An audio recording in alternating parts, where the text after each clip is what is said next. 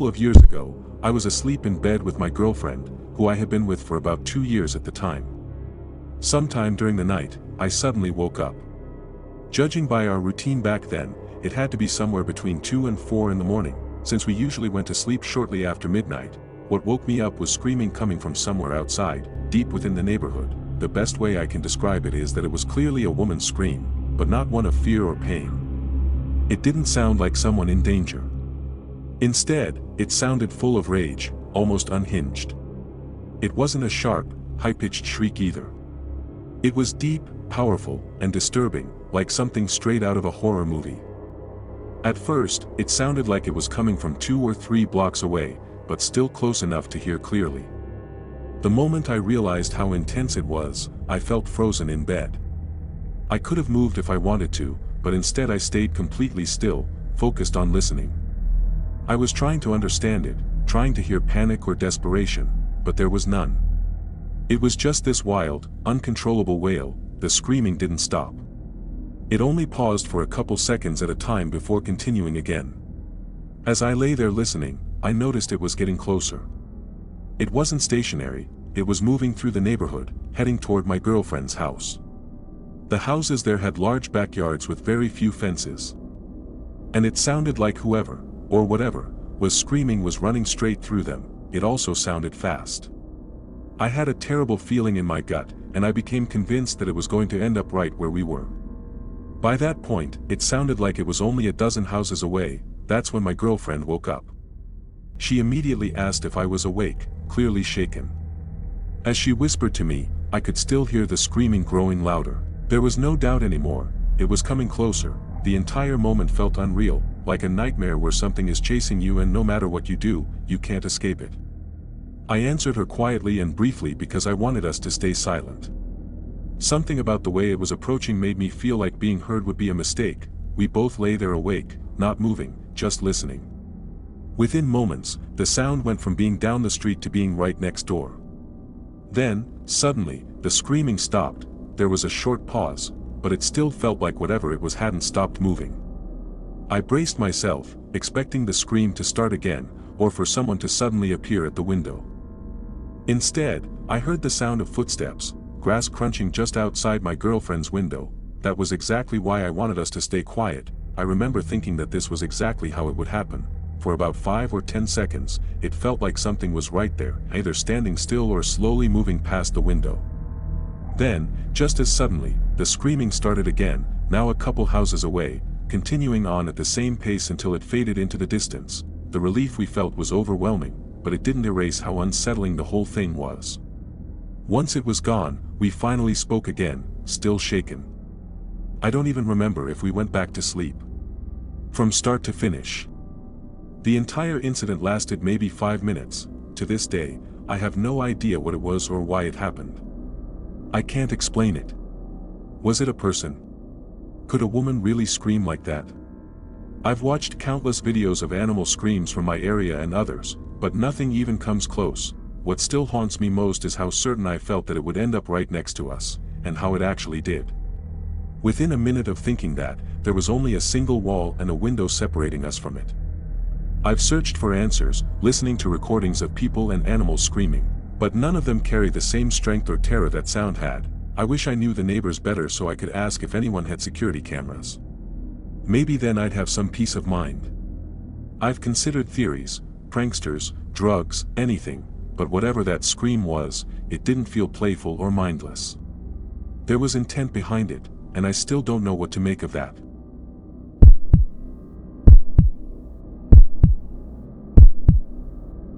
I've lived in 3 different houses throughout my life. The first was with my family, where we stayed for the first 15 years. After that, we moved to a second house for about 7 years before I eventually moved out on my own. This incident happened in that first house, during the final months before we moved away.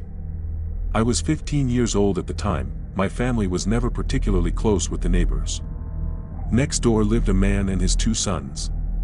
My brother and I had only spoken to them once or twice ever, which felt strange considering how long we'd lived there. We knew their names, though, Ryan and Luke. One afternoon, my younger brother and I were playing basketball in our driveway when Luke came outside and walked over to us. Starting a conversation. I don't remember the exact words that were exchanged, but I remember the first thing he asked was whether it was true that we were moving. Since I was older, I did most of the talking. Luke seemed to be around my age, though I never confirmed it. Before leaving, he invited me to come with him and his brother the next day to shoot BB guns down by the river in the woods nearby.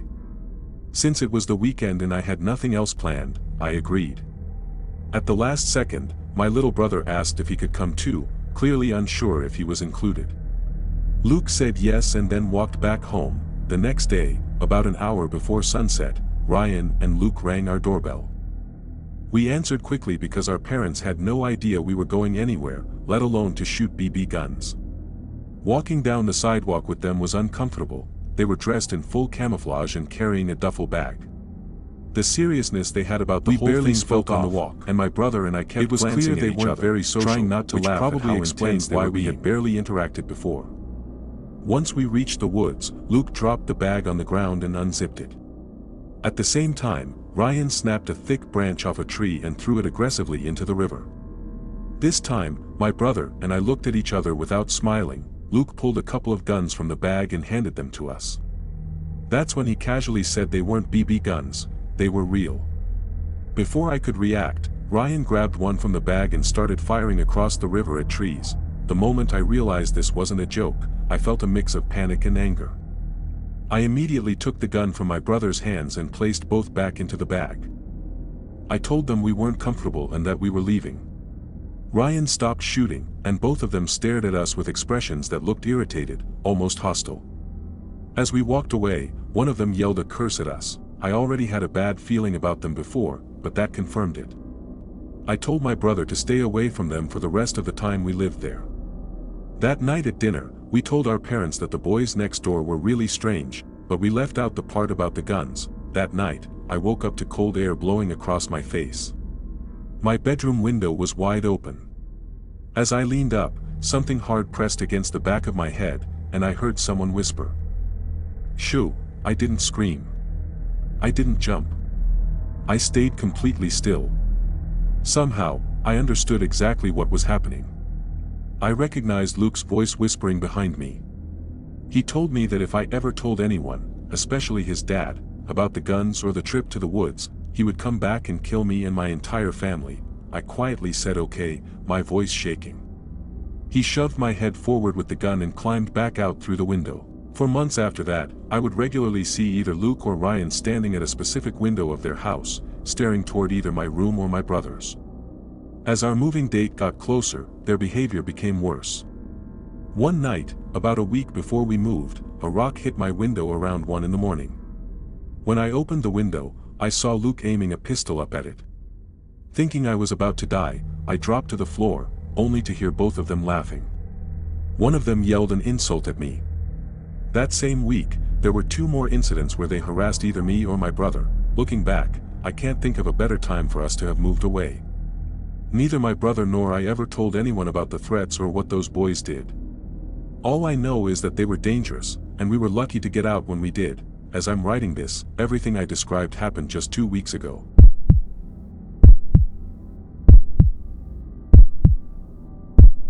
I have always held a deep resentment toward neighbors in general, but my current situation has taken that dislike to a terrified new level. Being fresh out of college, I was desperate for independence, but I quickly learned that freedom comes with a steep price tag. My budget was tight, forcing me to rent a house in a dilapidated, crime-ridden part of the city. I knew moving in that I wasn't going to be surrounded by white picket fences, but I wasn't prepared for the reality of my surroundings. The environment outside my walls is a constant assault on the senses. To my left, the residents treat every night like a festival, blasting bass-heavy music that rattles my windows until the early hours. But the neighbors to my right are a different story entirely. They are, without a doubt, the most unsettling human beings I have ever encountered. It is a strange household consisting of 2 women. One is an older woman, likely in her 60s, who wears a permanent scowl and seems completely detached from social norms. Living with her is a slightly younger woman who appears to suffer from severe mental and behavioral disabilities. To this day, I have never determined if they are mother and daughter, sisters, or simply a caretaker and her charge. In the early days, I used to try and enjoy my front porch, but that habit died quickly. I would sit there and inevitably catch sight of the chaos next door. I would watch the older woman physically struggling to restrain the younger one during what looked like manic, violent episodes. The younger woman would stand there, arms locked tightly across her chest, rocking back and forth with a frantic, rhythmic intensity while letting out high-pitched shrieks and guttural noises. The worst part was when she noticed me. She would abruptly stop her rocking, lock eyes with me, and point a trembling finger in my direction, whispering feverishly to her caretaker. It was deeply disturbing behavior, the kind that makes the hair on the back of your neck stand up. It usually forced me to retreat inside and lock my door, just to escape her gaze. That background brings me to the night that changed everything. I had a grueling shift scheduled for the next morning, so I went to bed early, hoping to catch up on rest. But the house next door had other plans. The noise began around 9 p.m. and escalated quickly. It wasn't just the usual thumping, I could hear the younger woman screaming in a blind rage. Her voice mixing with the distressed, exhausted yelling of the older woman trying to control her. I lay there for an hour, burying my head under my pillows, but the cacophony was impossible to ignore. Finally, my exhaustion turned into anger. I couldn't take it anymore. I threw off my covers, marched out of my house, and stomped across the yard to their front porch. I pounded on their door, perhaps a bit too aggressively. The older woman jerked the door open almost immediately. She didn't say hello, she simply glared at me and spat. "What the hell do you want?" I tried to maintain my composure, asking as politely as my fraying nerves would allow if they could please keep the noise down. She didn't apologize. She simply stared at me, raising her eyebrows in mocking annoyance, tilting her head as if I were the unreasonable one. Suddenly, the younger woman burst into the hallway behind her. She was frantic, pacing in circles and chanting, "How dare you? How dare you?" Over and over again. The older woman shoved her back to prevent her from lunging at me, and then, without another word, she slammed the door in my face. I stood there for a moment, stunned and frustrated. I felt like I hadn't accomplished anything. Defeated, I walked back to my house and climbed back into bed. However, as I lay there, I realized that the shouting next door had finally ceased. Silence had returned to the neighborhood. I drifted off into a heavy sleep, but it felt fleeting. I woke up with a start, feeling as though the night had passed in the blink of an eye. I squinted at the glowing red numbers on my alarm clock. 3 a.m., I groaned, my head hitting the pillow again in relief that I still had a few hours before my alarm would go off. But as I settled in, I heard a sound. It was faint, coming from the floor below me. I froze, straining my ears. Paranoia got the better of me. I slid out of bed and crept to my bedroom door, listening intently to the silence of the dark house. I waited for a solid minute, but the sound didn't repeat. Convincing myself it was just the house settling or my overactive imagination, I went back to bed. I fell asleep again, but only briefly. About 20 minutes later, I woke up for the second time. The room was pitch black, the kind of darkness where you can't see your hand in front of your face. I lay there, confused as to what had woken me, until I heard it, breathing. It wasn't my breathing. It was heavy, ragged, and terrifyingly close. Panic seized my chest. I reached out blindly to my bedside table, fumbling for my phone to use as a light source. My fingers grasped the cold metal, but I hesitated. I was terrified of what the light might reveal. I sat in the darkness, my eyes darting around the room, desperately trying to distinguish a silhouette or a shadow in the corners. I saw nothing standing by the walls. Then, the sound came again. I realized with horror that it wasn't coming from the corners of the room. It was coming from right next to me. I slowly turned my head toward the foot of my bed. Through the gloom, I could just make out a dark, circular shape rising just above the wooden footboard. With trembling fingers, I tapped my phone screen and turned on the flashlight. The beam of light cut through the darkness and illuminated a nightmare. It was the deranged woman from next door. She was crouching at the foot of my bed, her chin resting on the wood, her face inches from my feet. When the light hit her face, she didn't recoil in fear, she screamed. It was an unearthly, piercing shriek, like a vampire exposed to the sun. I screamed back, a primal yell of pure terror. I scrambled backward, tangling myself in the sheets before throwing myself out of bed. I sprinted toward the bedroom door, my legs feeling like jelly. I tripped halfway across the room, crashing to the floor. As I scrambled to get back up, I looked over my shoulder and saw her climbing over the footboard, crawling across my mattress to get to me. I threw myself into the hallway, slammed the bedroom door shut, and practically fell down the stairs. I ran to the heavy door that separates the upstairs living quarters from the entryway and locked it tight. With shaking hands, I dialed 911. From the other side of the door, I could hear her pounding her fists against the wood, screaming things I couldn't understand. When the police finally arrived, the house was filled with blue and red lights. I explained to them that the intruder was the mentally unstable woman from next door. Hearing the commotion, the older neighbor came rushing out of her house. She began pleading with the officers, begging them to let the younger woman go, claiming she didn't know what she was doing. The police, however, were firm. They insisted that due to the break-in, they had to take the younger woman into custody, at least for the night. One of the officers turned to me and asked the question I was dreading: "Do you want to press charges?" As the question hung in the air, I looked over at the older woman. She was staring at me with an expression of pure, concentrated evil. It was a look of hatred so intense it made my blood run cold. Fearing retaliation if I escalated things further, I told the officer I wouldn't press charges. The older woman's expression didn't soften. She watched with cold eyes as the officers put the younger woman in the patrol car and drove her away. She stood on the sidewalk, staring at me until the taillights faded, and then silently walked back to her house. 5 minutes later, she got into her car and drove off into the night. Despite the trauma of that night, they both still live next door to me. I am currently looking for a new place to live, regardless of the cost. The older woman has made it clear through her glares that she despises me, and I have come to the terrifying conclusion that the woman she lives with is not just strange, she is dangerous.